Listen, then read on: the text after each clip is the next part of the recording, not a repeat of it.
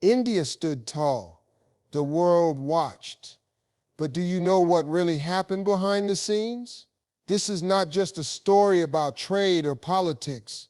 This is a story about power, courage, and a nation that refused to bow down. For years, the world saw India as a growing market, but not as a force that could challenge the biggest economy on the planet. Then came the moment of truth. Tariffs were raised, pressure mounted. The message was clear: surrender or suffer. But India chose a third option: fight back, and not with war, but with strategy.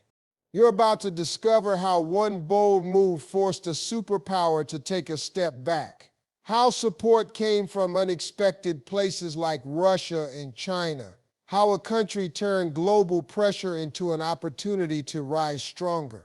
These are the details you won't hear everywhere. Moves that change the game and lessons that can change your life. Because this isn't just about nations, it's about you.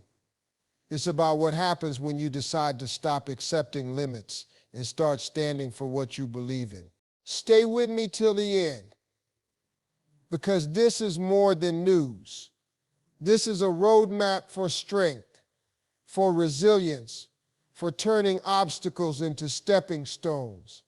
India proved it, and today you'll learn how to do the same.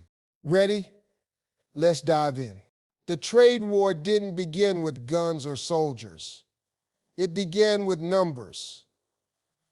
50% tariffs, half the value of every Indian product crossing into the US market, suddenly wiped out by one decision.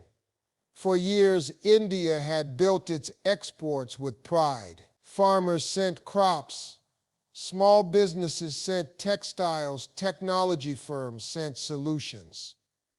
Then overnight, everything changed. Exports stood still. Containers piled up at ports. Small manufacturers panicked. Jobs trembled. It wasn't just about goods, it was about families who depended on every shipment. Every extra dollar on a tariff meant one less meal on someone's table. The pressure was real, and it wasn't an accident. The message was loud and clear: bend or break. Many thought India would cave in. They expected quick negotiations, apologies, concessions, but that didn't happen.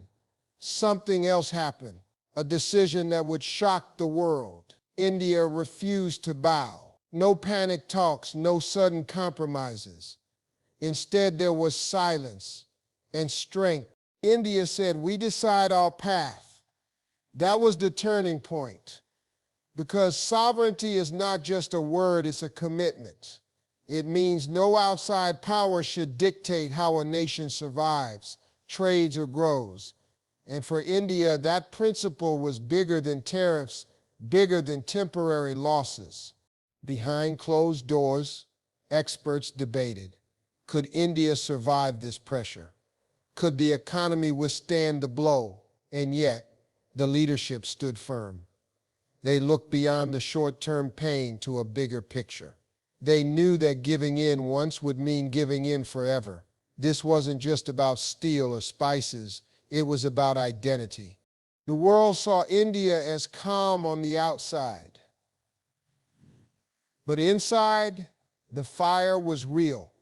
That fire pushed new strategies, bold decisions, and alliances no one expected. Because when you refuse to bend, you force the game to change.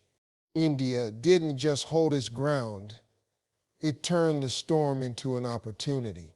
While tariffs tried to choke the trade flow, India started building new bridges within its borders and beyond. It was a lesson for the world. Strength isn't about avoiding pressure. It's about standing tall when the weight is heavy. And in that moment, India shows something powerful: that resilience is louder than fear, and sovereignty is worth every battle. The pressure didn't stop with tariffs. There was another front opening: energy. When the world turned against Russia after the conflict, sanctions were everywhere. Countries were told, cut ties, stop trade, isolate Moscow. But for India, the situation was different. A billion people needed affordable fuel. Industries needed energy to run. Lights had to stay on. So India made a choice that shocked many. It continued to buy Russian oil. It wasn't about politics. It was about survival, about protecting its economy when global prices were soaring. Critics shouted. Warnings came from powerful voices. Stop now or face consequences. But India didn't flinch. It funded its energy needs its way. This was more than a purchase. It was a statement. India would not let others dictate its energy security. Every shipment of oil that reached Indian ports carried a message: we will do what is right for us. It was bold, it was risky, and it was necessary. And then something unexpected happened. India wasn't standing alone in the storm. Support began to appear from directions no one predicted. Russia stood firm as a trusted partner. But that wasn't all.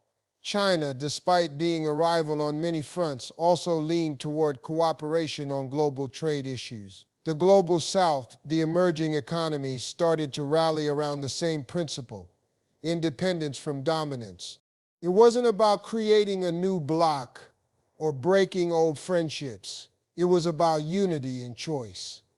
Nations realized they had the right to decide what was best for their people, even when the world's biggest powers tried to tighten the grip. For India, this solidarity mattered.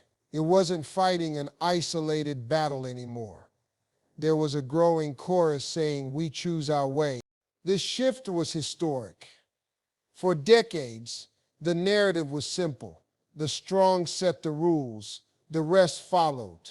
But now, smaller nations were finding their voice. They weren't being rebellious. They were being responsible to their own people. And India's stand gave them courage. The message was powerful. We will trade, we will grow, and we will not be bullied. Every move India made during this showdown proved one truth: strength is contagious. When one nation refuses to kneel, others start to rise too. India didn't announce this unity with speeches.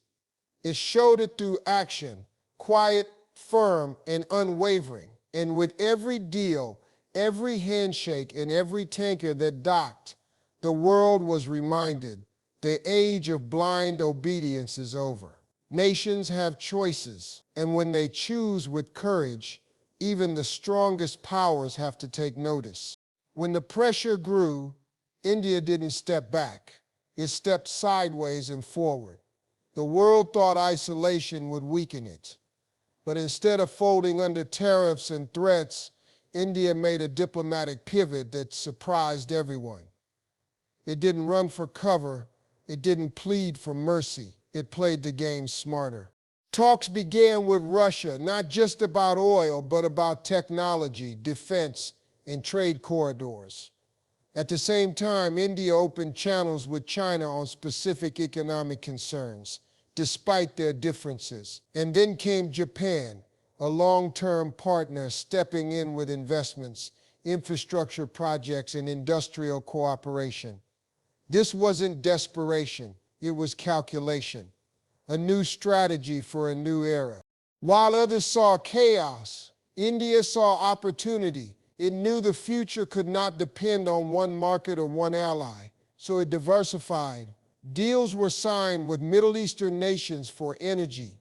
Africa became a focus for exports and partnerships. Southeast Asia opened its doors for mutual trade. This web of connections meant one thing: no single player could control India's fate again. But the shift wasn't just external. Inside the country, a quiet revolution was unfolding. Make in India moved from slogan to reality. Factories expanded, startups multiplied, supply chains grew stronger. From electronics to defense equipment, India started reducing dependency and building capacity. It was a message to the world: we can stand on our own feet. Export diversification played a key role. Instead of leaning heavily on one or two markets, Indian businesses reached out globally. Europe, Latin America, and smaller Asian economies began importing Indian products. Every new deal was a brick in the wall of resilience. Every new partnership was proof that setbacks could become springboards. India built strength from within. Roads, ports, and digital infrastructure improved.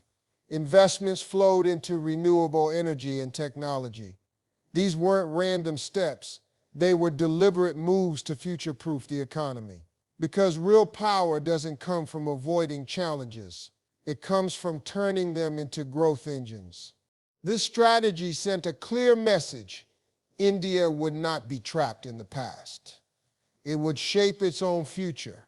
And as the pieces came together, alliances abroad, manufacturing at home, and technology for tomorrow, the picture became clear. The storm that was meant to break India ended up making it unbreakable. This was not a story of retreat. It was a story of reinvention. When doors closed, India built its own doors. When walls appeared, it found ladders. And when the world doubted, it chose to prove that resilience is more powerful than resistance. Leadership is never tested when things are easy. It is tested when the storm hits, when every voice around says, give up. This was one of those moments. Pressure came from every direction. Powerful nations, global organizations, and markets that controlled billions. But leadership is not about avoiding pressure. It's about facing it head on. When Modi stood before the nation and said, I'll pay a heavy price, it wasn't just a statement, it was a commitment, a promise that the interests of farmers, workers, and millions of ordinary citizens would come before the comfort of compromise. That is rare. That is courage. True leaders hold their ground even when the ground feels like it's shaking beneath them. Every decision was scrutinized. Every choice was criticized. There were whispers of economic collapse, fears of isolation, predictions of failure. But instead of breaking, India turned this pressure into power. It didn't retreat. It reinvented. Trade talks were no longer just about survival. They became platforms for shaping the future. India started renegotiating deals not as a weak partner, but as an equal. Nations that once dictated terms had to sit down and listen. That shift didn't happen by accident. It happened because someone refused to blink. New alliances began to form. Countries that respected strength came closer.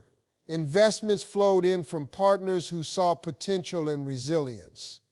Pressure opened doors that comfort never could, because when you show that you can't be shaken, the world starts to take you seriously.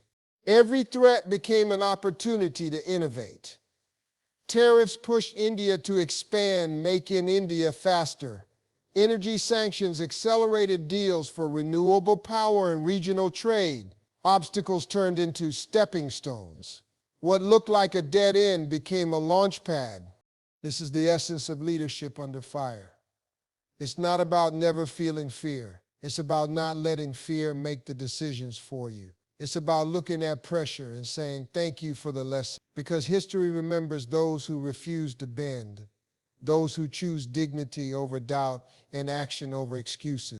India's story in this moment is more than politics. It's a blueprint for anyone facing their own challenges. Pressure will come. It will try to break you. But if you hold your ground, if you turn that weight into fuel, you don't just survive, you rise. And when you rise, you inspire others to do the same. When one chapter closes, another begins. The old trade model where a few nations dictated terms and others obeyed started to crack. And India didn't wait for change. It created change. New talks began, not just with old allies, but with fresh partners who believed in balance. China, despite tensions on other fronts, became part of selective trade discussions. The logic was simple. competition doesn't erase the need for cooperation. Japan stepped in as a trusted friend, investing in infrastructure and manufacturing. And then came the European Union, exploring deeper partnerships in technology, pharmaceuticals, and green energy. These moves weren't random. They were deliberate steps to build a future where India could never be cornered again. Every handshake, every agreement was a reminder new doors opened, and behind each door lay opportunities, jobs for millions, growth for industries, and confidence for an entire nation. This is what happens when you refuse to bow to pressure. You discover your real strength. You build relationships on your own terms. And you teach the world that respect is earned through resilience, not submission. But this is not just India's story. This is your story too. Because life will test you. People will push you to compromise your values. Circumstances will try to force you into choices you never wanted to make. And in that moment, you have a decision: bend or stand. India stood. And because it stood, the world adjusted. That's the truth about strength. It changes everything around it. If you hold your ground, you shift the balance in your favor. So ask yourself, what matters most to you? What values will you never trade? Stand for them, no matter how hard it gets. Yes, it will cost you. Yes, it will be uncomfortable. But in the end, you win something greater than comfort. You win respect. When you refuse to bend, you don't just protect what you love. You inspire others to rise too. And one day you'll look back and realize that the pressure you faced wasn't a punishment. It was a launch pad, the very force that pushed you higher. Stand for your values. The world will follow. India showed strength. You can too. When the odds were heavy, it stood tall and turned pressure into progress. That is the lesson. Never give up your values, no matter how loud the world shouts. If you found this message inspiring, make sure to like this video and subscribe to our channel for more powerful stories that fuel your strength. Your journey to resilience starts now.